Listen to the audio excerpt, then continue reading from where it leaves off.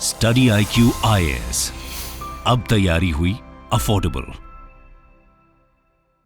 हमारा देश आजाद हुआ है। अब हमारा क्या टारगेट होना चाहिए?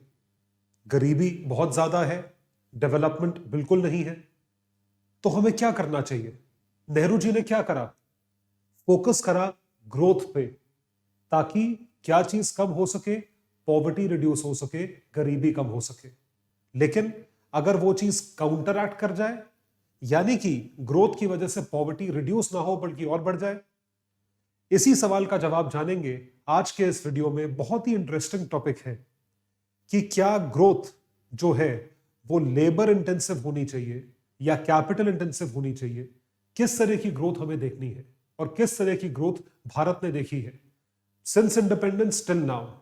So ladies and gentleman, boys and girls, मैं हूं आपका दोस्त, host, educator, mentor Ayush Sanghi, और मैं आप सभी का स्वागत करता हूं स्टडी IQ IAS पे। स्टडी IQ IAS भारत का सर्वश्रेष्ठ यूट्यूब चैनल है जो कि सारे स्टूडेंट्स को IAS की तैयारी करवाता है। जितने भी स्टूडेंट्स 2023 या 2024 की तैयारी कर रहे हैं, आप स्टडी IQ की वेबसाइट या ऐप पे जाके कोर्सेज को सब्सक्राइब कर सकते हैं। इस वक्त 2023 के एस्पिरेंट्स के लिए स्टडी IQ लेकर आया है स्पेसिफिक SIP बैच, जो कि एक क्रैश कोर्स है। आपका पूरा प्रीलिम्स का सिलेबस एक लिमिटेड टाइम फ्रेम में खत्म करवाया जाएगा। ये जो बैच है ये इस वक्त एक डिस्काउंटेड प्राइस पे अवेलेबल है आप सभी के लिए, और इसी बैच में आपको पूरा प्रीलिम्स का सिलेबस भारत की टॉप फैकल्टीज द्वारा करवाया जाएगा। तो देखिए, have a look at this success in prelims to crack prelims 2023, सिर्फ और सिर्फ आपके लिए। ये डिस्काउंटेड प्राइस पे है, जो कि इस वक्त सिर्फ और सिर्फ 6,000 रुपए है, 6,000 रुपीज। अगर आप मेरा कोड यूज करते हैं तो my code is Sanghi live. I repeat, my code is Sanghi live, SANGHI live. ये मेरा कोड है। इस कोड के यूज से आप इस बैच को एक डिस्काउंटेड प्राइस पे सब्सक्राइब कर सकते हैं। जो इस बैच की क्लासेस हैं वो शुरू हो रही है 19th ऑफ दिसंबर, 19 दिसंबर को शाम को 7 बजे।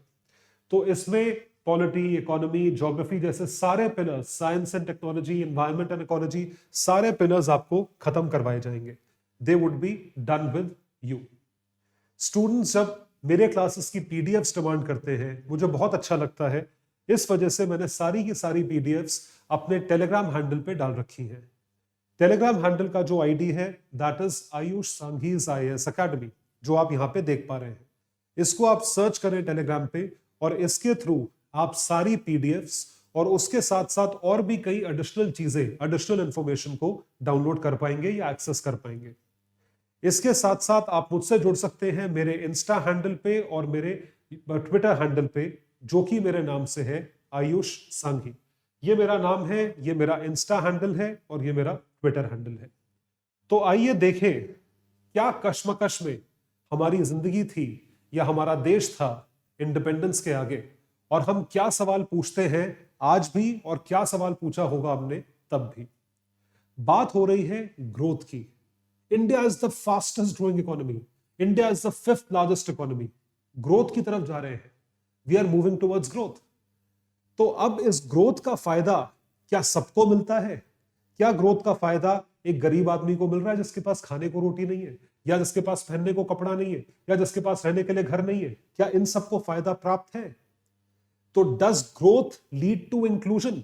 इंक्लूजन का मतलब क्या वो ग्रोथ का फायदा सबको मिल रहा है, सबको इंक्लूड करके मिल रहा है या नहीं मिल रहा है? और inclusion would lead to growth.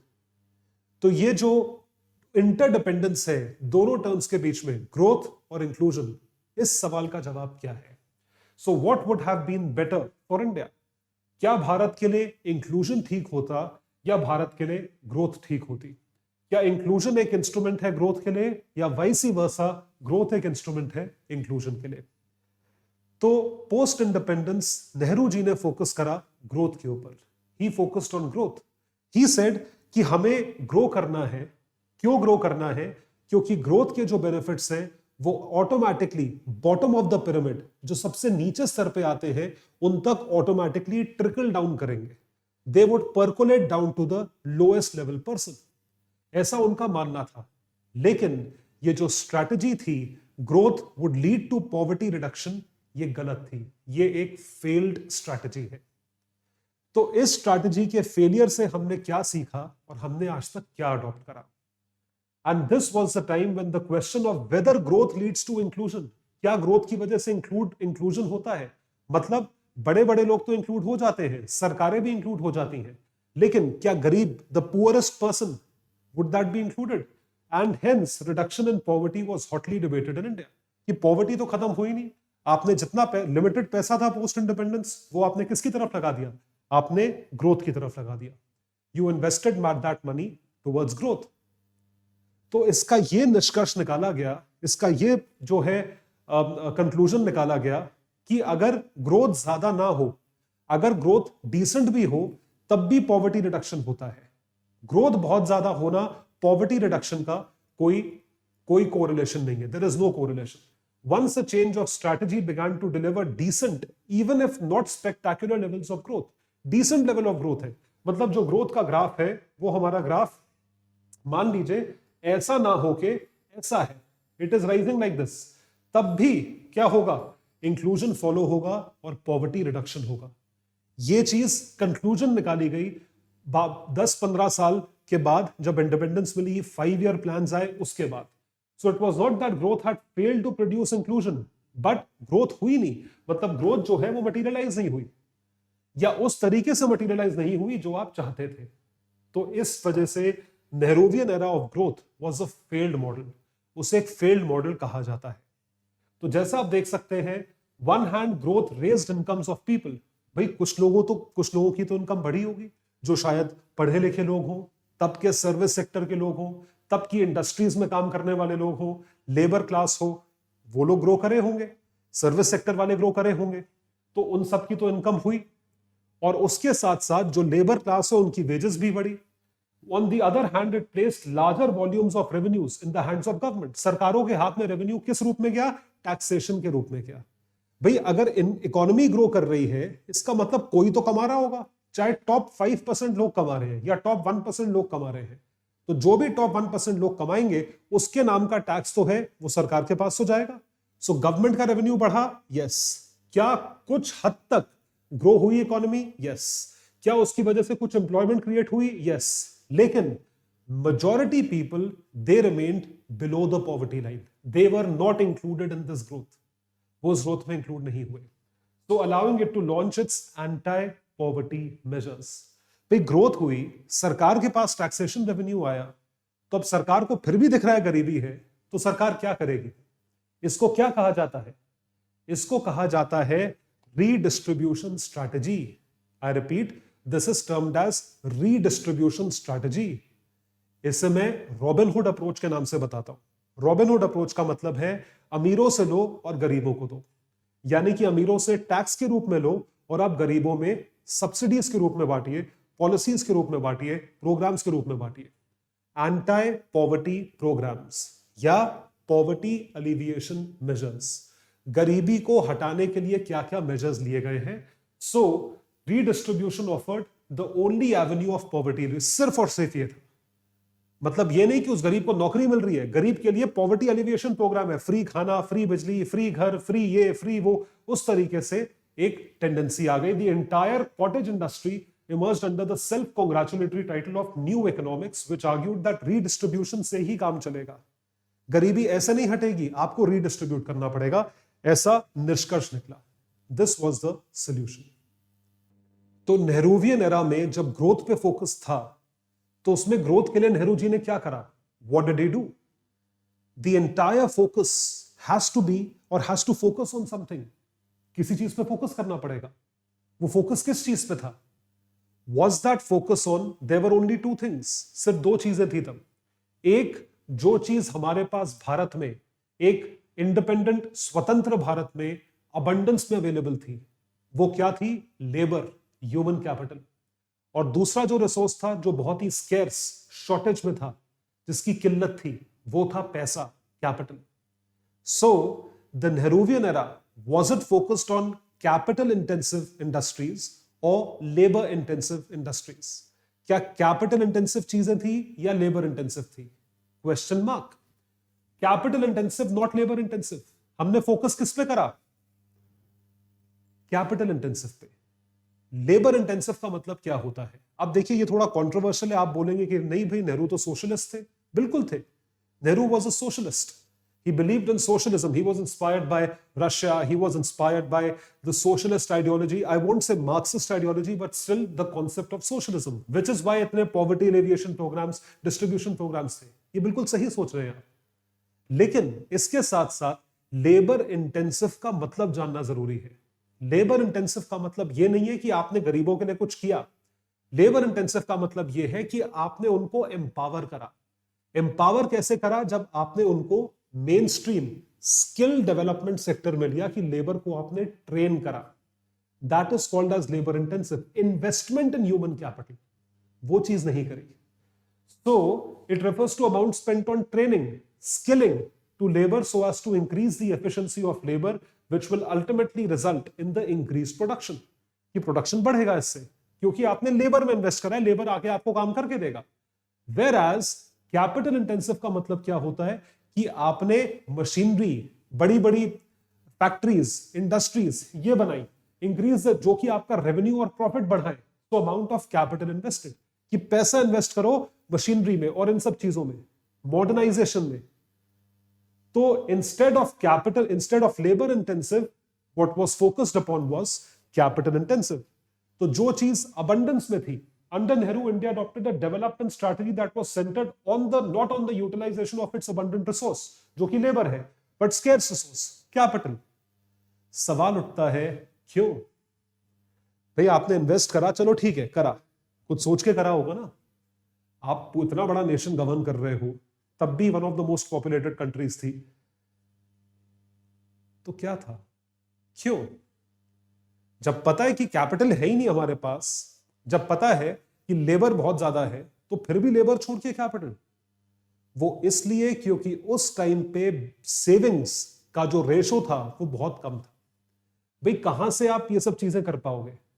जब आपके पास पैसा होगा, जब आप ये पैसा दे पाओगे लोन्स के तौर पे, या ये पैसा खर्च कर पाओगे डेवलपमेंट के तौर पे. अगर हमारे पास लिमिटेड पैसा है, लिमिटेड फंड्स है, तो लिमिटेड फंड से हम लिमिटेड काम ही कर सकते हैं. इतनी बड़ी लेबर फोर्स को ट्रेन करना उन लिमिटेड फंड से पॉसिबल नहीं था. इसलिए नेहरू जी ने क्या करा? He focused on capital intensive industries, production of iron ore, production of steel, extraction of minerals, bauxites etcetera. ये सारी चीजें the government chose to invest them almost entirely in heavy industries. Iron and steel industry, revolution नहीं हुआ था हिंदुस्तान में, industrial revolution. Steel, locomotives, railway coaches, machine tools, electric machinery, fertiliser, chemicals, ये सारी चीजों पर इन्वेस्ट करा, क्योंकि सेविंग सिर्फ और सिर्फ 7 से 9% थी, और वो भी बहुत कम लोग कर पाते थे. लिमिटेड पैसा था. Cumulatively these industries employed. अब ये सब इंडस्ट्रीज हैं, इसमें किस टाइप के लोग चलेंगे? इंजीनियर्स चलेंगे, क्वालिफाइड लोग चलेंगे, स्किल्ड लोग जिनको काम आता है वो चलेंगे. कौन चलेगा इसमें? यही लोग चलेंगे ना. तो ये जनसंख्या कितनी थी? ये जनसंख्या आज भी कितनी है? Hardly any. 45% लोग तो आज भी खेती बाड़ी कर रहे हैं, वो तो ये काम नहीं कर सकते. So in this particular case, it employed less than 5% of the people then. तो 95% जो आपकी abundant labor force थी, वो unemployed चली गई. It went unemployed, and this sector was excluded. The sector was excluded because this sector was never focused upon. Because we did not have the resources to focus upon this sector. तो जितना भी पैसा था वो machinery वगैरह में install कर दिया. इस वजह से बहुत सारे सेक्टर्स और निग्लेक्टेड रह गए, जैसे कि प्राइमरी एजुकेशन, जैसे कि स्किल डेवलपमेंट, जैसे कि vocational education. So primary education, health were neglected, resulting in this exclusion. We chose growth as the instrument of inclusion, but we failed in the long run. वो चीज नहीं कामयाब रही, वो फेल हो गई थी. हम इस चीज पे फोकस नहीं कर पाए. समझ पा रहे हैं आप लोग? बड़ा इंटरेस्टिंग है ये समझना कि नेहरू जी सोशलिस्ट तो थे, लेकिन सोशलिस्ट के नाम पे उन्होंने किया कुछ नहीं जिससे कि लोग एम्पावर हो सके. How to empower the people? That is the question. So, how results would have been different? अगर उस टाइम पे लेबर इंटेंसिव स्ट्रैटेजी अडॉप्ट करी गई होती, यानी कि ग्रोथ ना सोचकर इंक्लूजन सोचा गया होता, तो क्या होता? What would have happened? बताओ, सोचो. इस सवाल का जवाब क्या होना चाहिए? कोई भी देश जब आजाद होता है या इस पाथ पे आता है कि अब हमें नेशन बिल्डिंग करनी है, उसमें सबसे पहला काम यह होता है कि आप सबसे अबंडेंस में जो जो रिसोर्स है आपके पास, वो हर कंट्री में क्या होगा? अभी आजाद हुआ क्या है? पैसा तो है नहीं तुम्हारे पास, तभी तो कॉलोनी थे। तो आपके पास क्या है? आपके पास लोग हैं, ह्यूमन कैपिटल है, ह्यूमन रिसोर्स है। उसको आप किस तरीके से यूज करते हो अपने फायदे के लिए, कैसे आगे पहुंचती है चीज, उस पे हम यहां पे चर्चा कर रहे हैं। उस चीज पे चीज डिपेंड करती है, इट डिपेंड्स ऑन दैट। इसको समझाने के लिए बड़ी इंटरेस्टिंग केस स्टडीज है मेरे पास। I have very good case studies of different countries. So countries such as South Korea, Taiwan in the 60s through 1990s, 1980s, China in the 80s through 2000s used its labor force to grow the economy. भी कैसे सीखते हैं हम बाकी देशों के एक successful experiment से सीखेंगे, और अच्छी बात है, सीखना चाहिए। हम सब एक दूसरे से कुछ सीखते हैं, तभी लोगों से मिलना जरूरी है, तभी आंख कान खुले रखना जरूरी है। आपके माता पिता ने आपको सिखाया होगा। So and I have achieved unprecedented growth in the short period. कैसे? आइए देखें। एग्जाम्पल लेते हैं साउथ कोरिया का। साउथ कोरिया जब आजाद हुआ तब से लेके 20-25 साल में उसकी क्या ग्रोथ रही, क्या ट्रैजेक्टरी रही। तो 1960 1960s में 68 यानी 68% of south Korean workforce was employed in agriculture, primary sector है। बिल्कुल सही बात है। यह चीज अगले 30 साल में 1990 तक ये प्रोपोर्शन जो है 50% से कम हो गया। मतलब आधे से ज्यादा लोग जो है एग्रीकल्चर से हटके किस तरफ चले गए? नॉन एग्रीकल्चरल सेक्टर की तरफ चले गए, और ये प्रोपोर्शन सिर्फ और सिर्फ 18% रह गया। तो लोगों ने क्या करना सीखा? लोगों ने नॉन एग्रीकल्चरल चीज जिसमें आपको काम करना आना चाहिए, सीखना पड़ेगा, इंडस्ट्री में काम करना सीखा, सर्विसेज प्रोवाइड करना सीखा, absorbed additional half of the workforce with real wages rising 8 to 10% annually. जाहिर सी बात है, जब आप स्किल लोगे तो आप ज्यादा पैसा कमाओगे। तो 8 to 10% annually, this is something that happened. Correspondingly, from being underemployed, the workers became highly productive, which is why the GDP started rising. भाई देखो, सिंपल सी बात है, जितना काम करोगे उतना रिटर्न मिलेगा, उतना पैसा कमाओगे, उतने कामयाब रहोगे, आपका देश भी उस हिसाब से ऊपर बढ़ेगा। तो ये चीज साउथ कोरिया ने अडॉप्ट करी। लेकिन हिंदुस्तान में क्या हुआ? तो यहां पे जो चीज हम देख रहे हैं, इंडिया में census data showed that proportion of workforce in agriculture remained stubbornly unchanged at almost 70%। तो पूरे 30 साल के पीरियड में, 20 साल के पीरियड में उतना ही रहा। यानी कि इन लोगों के पास और कुछ था ही नहीं। ये खेतीबाड़ी से निकलते तो जाते कहां? बाकी कंट्रीज ने क्या करा? देखिए, employment and industry and services led to unskilled, जो अनस्किल्ड वर्कर्स थे वो यहां पे अब्सॉर्ब हुए। कैसे? They became semi skilled. कुछ काम सीखा, they become semi skilled, more skilled. कुछ काम सीखोगे तो और काम सीखोगे, ज्यादा स्किल आएगा, जितनी प्रैक्टिस करोगे उतने बढ़िया होगे। And more skilled, highly skilled. No such process unfolded in India, unfortunately. So the most abundant resource was thus kept away from making any contribution to growth and development. Hence, we could not focus on inclusion. Hence, there was exclusion. Inclusion करना नहीं पड़ता है, inclusion हो जाता है। आपको इन सब चीजों पर फोकस करना पड़ेगा। एक एग्जाम्पल और लेते हैं, यहाँ पे चाइना का एग्जाम्पल लेते हैं। देखिए, चाइना को हम जितना मर्जी क्रिटिसाइज करें, लेकिन eventually China is a very successful country, ये बात माननी पड़ेगी। तो चाइना क्यों सक्सेसफुल है? चाइना आप जानते हैं भारत के बराबर था सिर्फ 40 साल पहले 1990 में इन टर्म्स ऑफ जीडीपी। क्या हुआ ऐसा? What happened with China? Let's have a look what happened with China since China's reform and opening up in 1978। 1978 में इकोनॉमी ओपन अप करी। Compulsory education led the foundation for a high quality labour force. Education compulsory है, जो हमने 2009 में करी है, right to education act. China has found its own way of development through building infrastructure, first for which it used its labor force. सबसे पहले labour force को पढ़ाया लिखा, सबसे पहले लोग बच्चों को पढ़ाया, तो वो स्किल्ड हुए या एजुकेटेड हुए। उसके बाद वो लेबर फोर्स में घुसे, फिर उस लेबर फोर्स के थ्रू उन्होंने क्या करा? डेवलपमेंट की तरफ फोकस करा। Step by step, brick by brick आप बिल्ड होते गए। देखिए, फिगर देखिए, तो चाइना और भारत की अर्थव्यवस्था देखिए, ये बिलियंस ऑफ डॉलर्स में है। 1990 की बात है, बहुत पुरानी बात नहीं है। China was at $361 billion, India was at $321 billion. कुछ भी फर्क नहीं है, ऑलमोस्ट क्लोज। फिर आप देखिए इसे हर 5 साल के डिफरेंस में। 96 में चाइना डबल से ज्यादा हुआ, इंडिया का कितना है?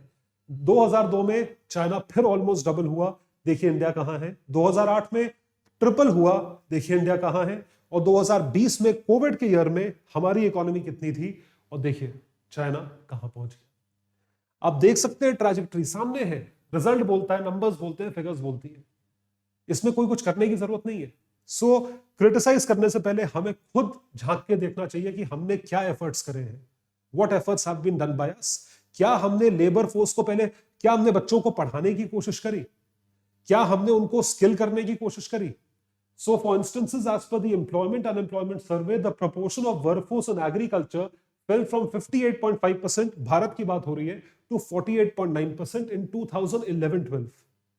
सोचो, मतलब ये 10% से गिरी 2011 में, और हम 1947 में आजादी हो गई, फिर भी 50% लोग एग्रीकल्चर कर रहे हैं। क्यों कर रहे हैं? क्योंकि उनको और कुछ आता ही नहीं है। These years also saw the annual growth rate of 8%। देखिए ये गिरा तो ग्रोथ रेट बढ़ गई, क्योंकि यहां की जो लेबर फोर्स है ये मूव आउट करके कहां ही होगी, ये non agricultural sector, labour force, blue collared workers, white collared workers पढ़ लिख गए होंगे, तो उस वजह से, और वो ज्यादा पैसे कमाएंगे तो ग्रोथ रेट बढ़ेगी, नेशनल इनकम कब बढ़ेगी, जीडीपी बढ़ेगी, it will eventually increase. It's a direct correlation, इसमें कुछ सोचना नहीं है। देखो, things would have definitely been different had we used inclusion as an instrument of growth। सवाल पहले पूछा था कि ग्रोथ की वजह से इंक्लूजन होना चाहिए, should growth be an instrument for inclusion or inclusion should be an instrument for growth। We focused on growth, we never focused on inclusion। We thought inclusion would consequently happen, but that did not happen। कोई भी चीज अपने आप नहीं होती, उसे करना पड़ता है, टाइम लगाना पड़ता है। तो वो क्या चीज है, कैसे हुआ? How India looks at the labor force today, हम कैसे देखते हैं? Is India still undermining the labor force? क्या अभी भी हम लेबर फोर्स को अंडरमाइन कर रहे हैं? इस चीज को देखना बहुत जरूरी है। हमारे प्रधानमंत्री ने हमेशा एक चीज पे फोकस करा है, वो है हुनर पे। आत्मनिर्भरता, आत्मनिर्भर भारत कैसे बनेगा? लोग ही नहीं होंगे, कुछ काम ही नहीं आता होगा, कैसे बनेंगे हम आत्मनिर्भर? हम सेल्फ सफिशिएंट या सेल्फ डिपेंडेंट कैसे बनेंगे, इंडिपेंडेंट कैसे बनेंगे जब तक कुछ नहीं आता होगा? बताइए जरा। So how do we become? ये आर्टिकल की हेडलाइन देखिए, the challenge of skilling India. क्या चैलेंज है? चैलेंज ये है कि we are very highly populated. ये एक इंडेक्स है आपके सामने, तो हमारे, ये पहले इंडेक्स देख लीजिए, ये इंडेक्स है share of companies affected by skill shortage. Companies है, कंट्री वाइज दिया हुआ है, इन सारी कंट्रीज को लेके एक सर्वे हुआ था, उसमें कई सारी कंपनीज का सर्वे करा था। तो कौन कौन सी कंपनीज किस किस देश में स्किल के मामले में शॉर्टेज फेस कर रही है, मतलब काम करने वाले लोग नहीं है, या लोग हैं लेकिन उन्हें कुछ आता नहीं है, इन सिलेक्टेड कंट्रीज। 2018 का है, जिसमें भारत का क्या शेयर है? 50%। मतलब 56% जितनी कंपनीज का सर्वे हुआ, उसमें से 56% कंपनीज ऐसी है जो कि कहती है कि स्किल शॉर्टेज है। सबसे ऊपर कौन है? Japan, Turkey, Greece, India, Germany, US, France, Spain, UK, China.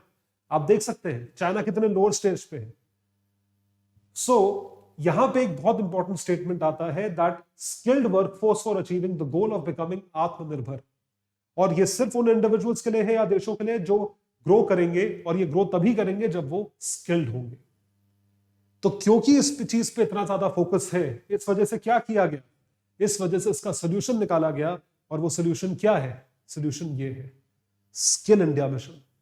ये आते ही इन्होंने करने की कोशिश करी, इसकी भी आपको रियलिटी बताते हैं। Let me tell you the reality of this mission also, completely unbiased तरीके से। तो skill India mission, Kaushal Bharat, Kushal Bharat. तो ये मिशन जो है 2015 में लॉन्च हुआ था। ये क्या है? जाहिर सी बात है, ये स्किल यानी कि हुनर को डेवलप करने के काम आता है। अब वो किसी भी तरह का हुनर हो सकता है, किसी भी काम के लिए हो सकता है। वो एक कारपेंटर के लिए हो सकता है, वो एक प्लम्बर के लिए हो सकता है, इलेक्ट्रिशियन के लिए हो सकता है, एक जूते बनाने वाले कॉबलर के लिए हो सकता है, मोची के लिए हो सकता है। तो इसके लिए प्रोग्राम्स जो थे, नेशनल स्किल डेवलपमेंट मिशन, ये पुराना प्रोग्राम है मनमोहन सिंह के टाइम का। National policy for skill development and entrepreneurship 2015, entrepreneurship को भी प्रमोट करा जा रहा है। इसमें फंडिंग भी दी जा रही है स्टार्टअप इंडिया और स्टैंड अप इंडिया में। Pradhanmantri Kaushal Vikas Yojana, again Kaushal Vikas, skill development, skill loan scheme, कि आपको स्किल डेवलप करने के लिए पढ़ाई करनी है, उसका लोन अवेलेबल है। रूरल इंडिया स्किल, हर तरीके की चीज अवेलेबल है, everything is available. So skilling क्यों इंपॉर्टेंट है? क्योंकि that would make you employable. 50%, आधी जनता जो है भारत की जनसंख्या में से, depends on the agricultural sector. इनको जब तक स्किल नहीं करोगे, क्या करेंगे? Though the returns and job opportunities are very low, still they are there. The younger generation is shifting towards secondary and tertiary sector, manufacturing and the service sector because they are skilled or they learn how to get skilled. There is a need to improve the skills of these youth. क्यों? वो इसलिए चाहिए क्योंकि भारत जो है वो एक young country है. 54% of our population is young. We are at our peak of demography. सबसे ज्यादा प्रोडक्टिव डेमोग्राफी है, सबसे ज्यादा यंगेस्ट पॉपुलेशन है. तो इसका डिविडेंड निकालो, इनसे काम करवाओ तो फायदा मिलेगा. डेमोग्राफिक डिविडेंड वर्ड यहां से आता है जो आप देख पा रहे हैं. So how much skill India has helped? Reality, skill India ने कितनी मदद करी, रियलिटी इसकी जानेंगे. Let's look at certain figures. In figures को देखिए. तो स्किल इंडिया का ज्यादा फायदा नहीं हुआ अभी तक. आपको रियलिटी दिखाते हैं विदाउट एनी बायस. देखिए रियलिटी देखिए. तो 93-94 की फिगर्स से अगर हम कंपेयर करें, ऑलमोस्ट 62% वर्कफोर्स जो है वो खेती बाड़ी करती थी, एग्रीकल्चर. ये कम हुआ, 59% पे आया 10 साल में, 6 साल में, 99 तक. 2004-5 तक ये 56% पे आया. 2011-12 तक ये 47% पे आया. 2018-19 तक 41.4 पे आया. 19-20, 20-21 में स्पेशली बढ़ गया, 45% के आसपास है. This is due to covid induced lockdown, कि लोगों की नौकरियां गई तो वापस जाके वो खेती बाड़ी करने लग गए. तो ये चीज है कि एग्रीकल्चरल सेक्टर बढ़ गया. इसका मतलब जितने लोगों को यहां से निकाल के मेन स्ट्रीम डेवलपमेंट में डालना चाहिए था या अभी होना चाहिए था, वो नहीं हो पाया. सेक्टोरल एम्प्लॉयमेंट का डेटा देखें एग्रीकल्चर में. So 41.4 to 44.3 and 44.3 to 44.8. Manufacturing sector में देखिए उतना ही है, 12% से 11% कम हो गया है. ठीक है, ये चीज कम हो गई है. माइनिंग सेक्टर में जो है ये भी ऑलमोस्ट उतना ही है.